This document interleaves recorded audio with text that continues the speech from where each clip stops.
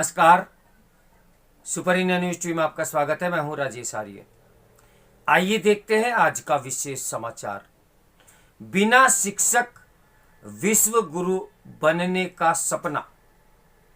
इसका कोई औचित्य नहीं कि प्राथमिक विद्यालय से लेकर विश्वविद्यालय तक शिक्षकों की कमी का सामना करते रहें।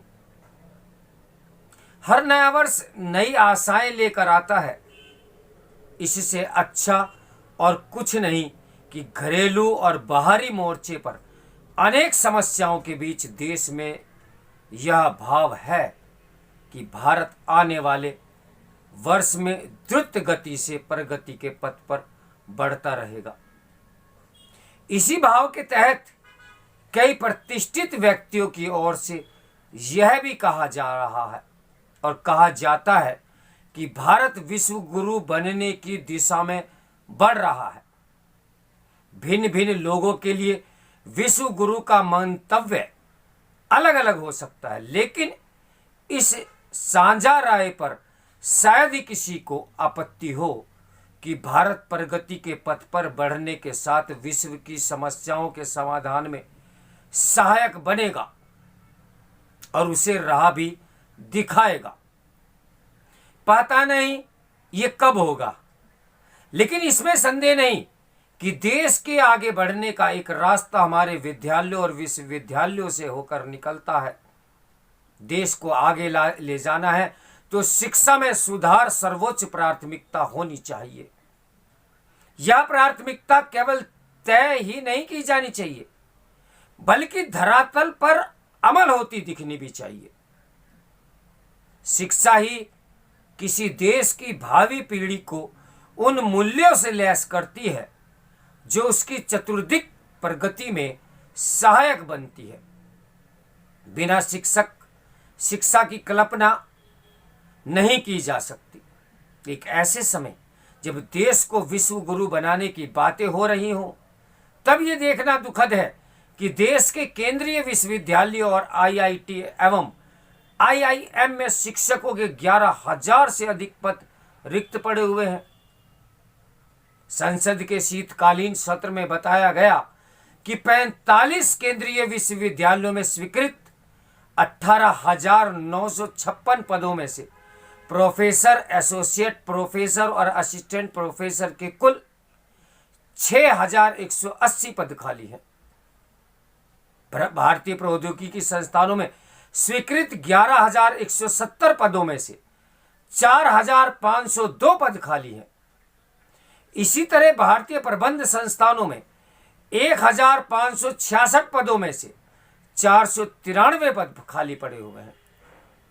हालांकि केंद्रीय शिक्षा मंत्री की ओर से यह दावा किया गया कि एक अभियान के तहत रिक्त पदों को भरने का काम किया जा रहा है, लेकिन यह मानने के अच्छे भले कारण हैं कि यह अभियान उतना गतिशील नहीं जितना होना चाहिए, क्योंकि इसी साल जुलाई में संसद में यह बताया गया कि देश के 43 केंद्रीय विश्वविद्यालयों में शिक्षकों के 6,549 पद रिक्त हैं। इनमें से कुछ विश्वविद्यालय ऐसे थे जिनमें शिक्षकों के सैकड़ों पद खाली थे। अब क्या स्थिति है पता नहीं, लेकिन यह किसी से छिपा नहीं कि कई बार कुलपतियों से लेकर शिक्षकों की नियुक्तियों में आवश्यकता से अधिक समय लगता है। कई बार अनावश्यक देरी के कारणों के बारे में भी कुछ पता नहीं चलता। जब केंद्रीय विश्वविद्यालयों और आईआईटी एवं आईआईएम में शिक्षकों के तमाम पद रिक्त हैं, तब ये अनुमान आसानी से लगाया जा सकता है कि राज्यों के विश्वविद्यालयों और तकनीकी एवं मेडिकल कॉलेजों के शिक्षकों के रिक्त पदों की क्या स्थिति होगी। दुर्भाग्य से स्थिति अनुमान से अधिक खराब है। कई विश्वविद्यालय ऐसे हैं जिनमें शिक्षकों के तमाम पद रिक्त होने के बाद भी वर्षों और किसी किसी मामले में तो दशकों के भर्तियां नहीं हुई है। इसके चलते कुछ विभाग अनुबंध पर रखे गए शिक्षकों के सहारे चल रहे हैं।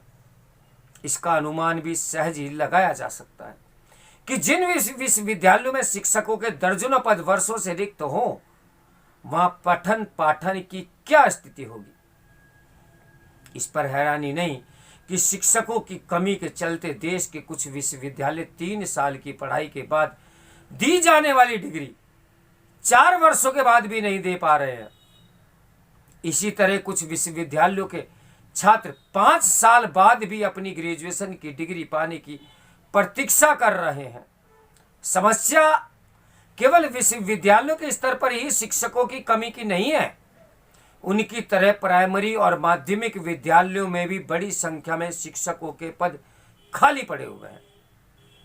यह सही है कि कोविड महामारी ने अन्य क्षेत्रों की तरह शिक्षा के क्षेत्र पर भी असर डाला है, पर यह कहा जा सकता है कि उसके चलते कहीं ना कहीं शिक्षकों की भर्ती भी प्रभावित हुई है।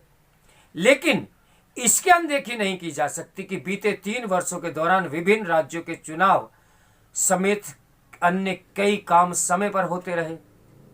प्राथमिक और माध्यमिक स्कूल भी किस तरह बड़ी संख्या में शिक्षकों की कमी का सामना कर रहे हैं, इसकी जानकारी पिछले वर्ष संसद में दी गई थी। इस जानकारी के अनुसार देश भर के सरकारी कार्यालयों में विद्यालयों में शिक्षकों के 10,60,139 पद खाली पड़े थे। यह नहीं कह सकते कि बीते 1 वर्ष में इनमें से कितने भरे जा चुके हैं, लेकिन एक ऐसे समय जब नई शिक्षा नीति पर अमल किया जा रहा हो तब इसका कोई औचित्य नहीं कि प्राथमिक विद्यालय से लेकर विश्वविद्यालय तक शिक्षकों की कमी का सामना करते रहे। जैसे बेहतर शिक्षा के लिए पर्याप्त शिक्षक आवश्यक है, वैसे ही पाठ्यक्रम की गुणवत्ता भी यह बार बार सुनने को मिलता है कि हमें गलत इतिहास पढ़ाया गया है। लेकिन इस सवाल पर जवाब किसी के पास नहीं कि क्या ऐसा इतिहास नहीं पढ़ाया जा रहा है।